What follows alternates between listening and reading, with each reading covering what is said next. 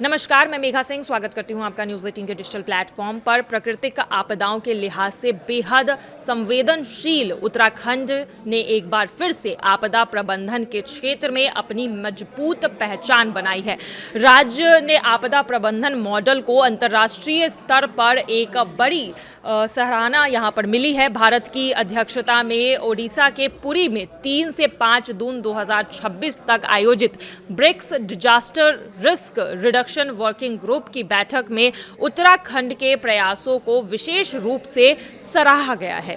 इस 3 दिवसीय सम्मेलन में ब्रिक्स समूह के 11 सदस्य और साझेदार देशों के वरिष्ठ अधिकारी, तकनीकी विशेषज्ञ और नीति निर्माता शामिल हुए थे। बैठक का मुख्य उद्देश्य आपदा जोखिम को कम करने, विकसित करने, मजबूती स्थापित करने, पूर्व चेतावनी प्रणाली को बेहतर बनाने और आपदाओं के दौरान त्वरित प्रतिक्रिया तंत्र को मजबूत करने पर अनुभव साझा करने का था।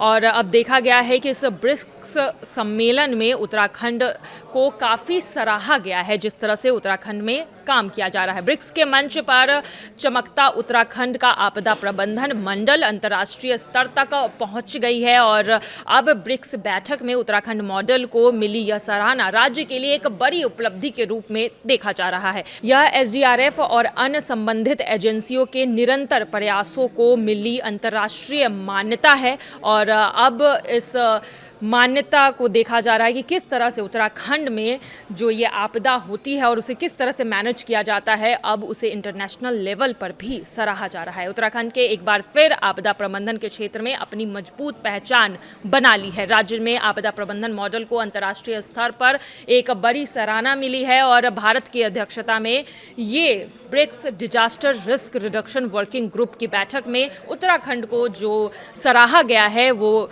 काफ़ी देखा जा रहा है कि वहाँ पर जो मैनेजमेंट है उसे लेकर जो इस मीटिंग में बात कही गई कि उत्तराखंड में किस तरह से मिलजुल कर काम किया जाता है आपदा के दौरान। और अब जो है इंटरनेशनल लेवल पर उत्तराखंड की ये पहचान बनी है कि जिस तरह से उत्तराखंड में एक तरह से ज्योग्राफी को देख लिया जाए, जिस तरह से चैलेंजेस आते हैं मौसम के दौरान, उन सभी को देखते हुए अब इंटरनेशनल लेवल पर उत्तराखंड की ये तारीफ की गई है। फिलहाल की खबरों में आज के लिए बस इतना ही। बाकी की तमाम खबरों के लिए देखते रहिए न्यूज़ 18 का डिजिटल प्लेटफॉर्म। धन्यवाद।